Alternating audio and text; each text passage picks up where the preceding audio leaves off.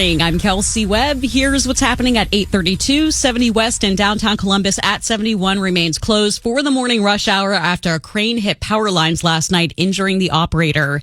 The Philadelphia Eagles denied the Chiefs a three-peat in the Super Bowl last night, blowing out Kansas City 40-22.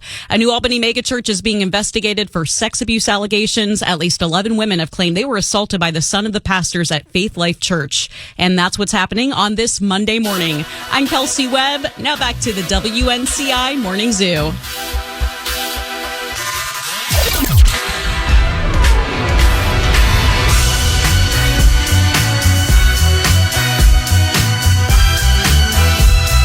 Dave and Jimmy.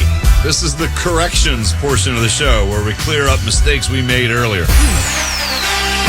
Super Bowl edition. Her name's not Lauren Daigle. It's Daigle. Why? Because the big voice announcer introduced her as Lauren Daigle. I don't care, go. Okay. She also sang America the Beautiful with a Louisiana favorite, a guy named Trombone Shorty. And it had a definitive cool. Cajun vibe to it. Let me bring it up for you here.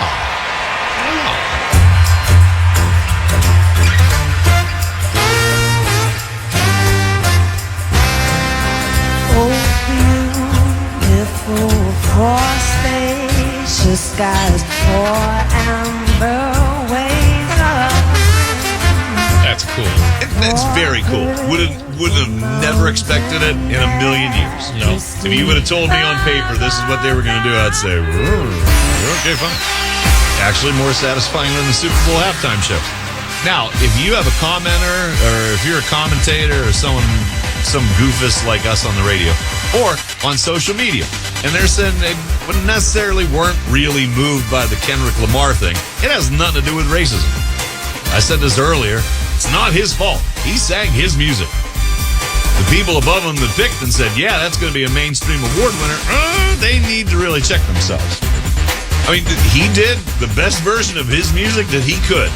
And SZA came out and helped him along. I don't know, could he have been more visual? Just Maybe. rap doesn't mean you can't be visual. Is that production people's fault? I don't know. Maybe it's, well, isn't it his vision? He's got final say on what he does in the field. It's his music. All right, this guy's name is John Batiste. John Batiste. Play, biatch. Okay, my service ain't working.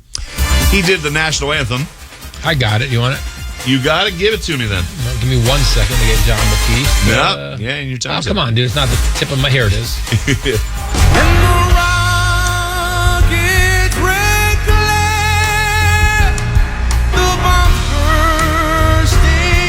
Yeah, New Orleans feel too. This piano is cool. My correction, he used to be the band leader for Stephen Colbert, and then he got a Grammy and said, I'm going to be an artist again.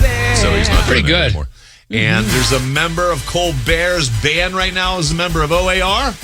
Is that what I'm getting from the doctor? He's from OAR. He's affiliated. He performs with them sometimes. He, I believe, is the guy that when Rick Nash had his number retired, Right. it was the best national anthem I've seen in a long time. It was the lead singer from OAR and a trumpet, which was this guy. They came and did the anthem together. Whoa. And he was also in the Ohio State Band. He dotted the I. He played tuba in the Ohio State Band. In music, that's winning the national championship and the Super Bowl. Yes. And now he's in the Colbert Band, and he posted a lot of stuff. He actually created a song when Ohio State won the championship. He did? Yeah. I never bothered to listen to it, but I'm sure it was good. There's enough songs floating around out there and stuff. Gosh. Now, again, my taste in what I see on TV varies from yours. I was sick and tired of who Tom Brady knew. I was sick and tired of how many things Tom Brady did. I'm sick and tired of hearing about his 7 effing Super Bowls. However, that was the part of the game where it was so obvious that Philly was going to win. They went into not play-by-play mode, but let's reminisce mode. And that happens sometimes during a blowout. He did that a lot. Like, oh. He did that. He was all right. I mean, he was fine. He's okay. He's fine. I actually like Tony Romo better. I like a little excitement. I like Romo because he's not necessarily checking his experience. Do you I was a Cowboy once. No, he just says, this is what I think is going to happen. And finally, do you know where you got the ratings from? No, I just saw him today. I don't know if it's legit or not. Okay. It said 120 million. Is that what I told you? Yeah. Yeah, that's what I saw in one of our services. I don't know if that's legit. Okay. Because I think it's going to be down, not because it wasn't good or they didn't try. Well, you had two bad things. You had a blowout, right? And then you couple that with a halftime performer who's not top 40 mainstream. That's going to, people that love him or know him are really into him. But you got a lot of people that didn't know those songs he was doing yesterday. And I'm sure yesterday at Fox at halftime, the guys going, and I promised all this stuff. Oh, how about the end of the game? Nobody could have been watching that fourth quarter. It was such a blowout. I was. I don't know why I wanted to sit with it.